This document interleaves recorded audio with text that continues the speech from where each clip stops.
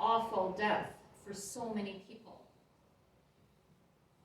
And in Canada here, we know that there are rising reports of hatred, and not just anti-Semitism.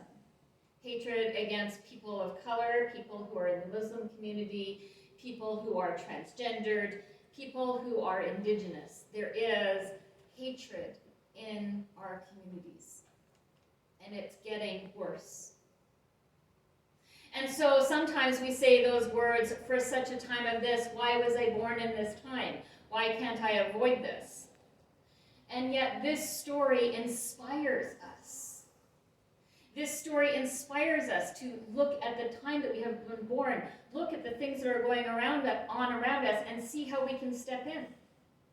This week, if we just want to think, if I want to get sort of specific about what are the things that we are stepping into, a well-known rapper, a little guy named Ye, that you may or may not have heard of, has been making the rounds, spewing vile anti-Semitism, denying the Holocaust, and raising up that whole idea of anti-Semitism as something that a celebrity can do. And so it is possible that some of his fans, those younger people, might be swept into this, and those ideas get brought up higher and higher. He is certainly being used by people on the hate side of this little circle who want to use him to raise up that vile nonsense.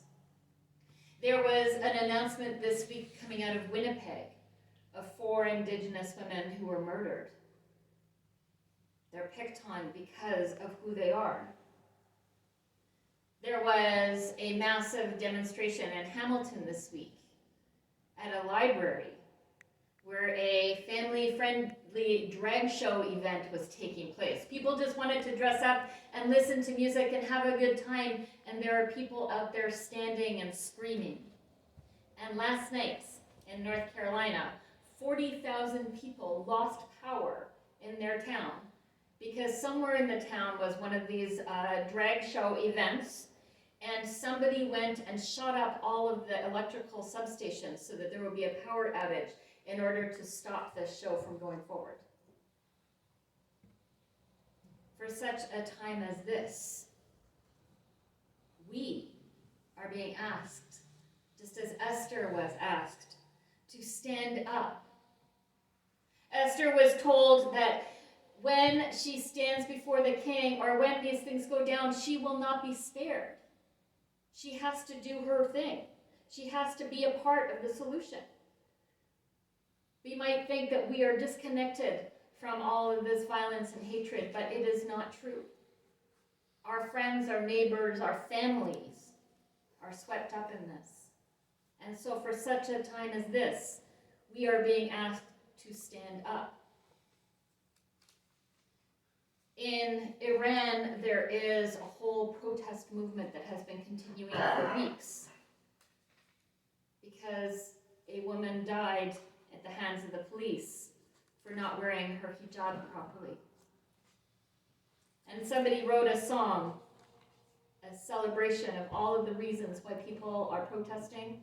And I want to just share some of the lyrics. It's called Bareye, and that word can mean either because of or for. So in the past, inspired by, or looking forward to do something for. So these are some of the reasons that people have given for being a part of the protest. For dancing in the streets because of my sister. For changing old ideas because of the shame of poverty. For ordinary life because of polluted air. For the main street and its dying trees. For non-stop tears because of smiling faces. For students' futures because of the prisoners. For Afghan kids because of flimsy houses. It's not for great things that we are asked to step up. We are being asked to step up for ordinary things so that our friends and neighbors can live ordinary lives free of fear and free of hatred. For such a time as this, we are asked to be allies in the world to people who need our help. For such a time as this, we are asked to say no to those uncomfortable jokes. No, man, just no. Important. Hard. For such a time as this, we are being asked to not pass along misinformation online in our lives. For such a time as this, we are asked to kindly correct misimpressions that people have. Oh, I've heard that those people do this or that. Oh, you know what? That's not true. I know a little story about this. How about I tell you a little story? For such a time as this, we are being called upon to believe people's experiences. When we hear people in the Muslim community, when we hear women, when we hear Indigenous people, when we hear trans people, when we hear gay people, when we hear all of the people who are being hurt talk about how they experience things, we are being called to listen. We haven't been born in this time because of mistiming. We are meant to be here. We are meant to be here. God has given us this opportunity. God has given us this mission, just like Esther, for such a time as this time, this moment. We have been given the gift of being able to go out into the world and to spread kindness and compassion and love and understanding, and it is that which brings peace. The title of my sermon this week is No Justice, No Peace, a long-time slogan of civil rights movement. Peace is not about being quiet. Peace is about stating firmly the things that need to change. It's about standing up. It's about justice. It's about care. It's about love. For such a time as this, we are called to be peacemakers in the world.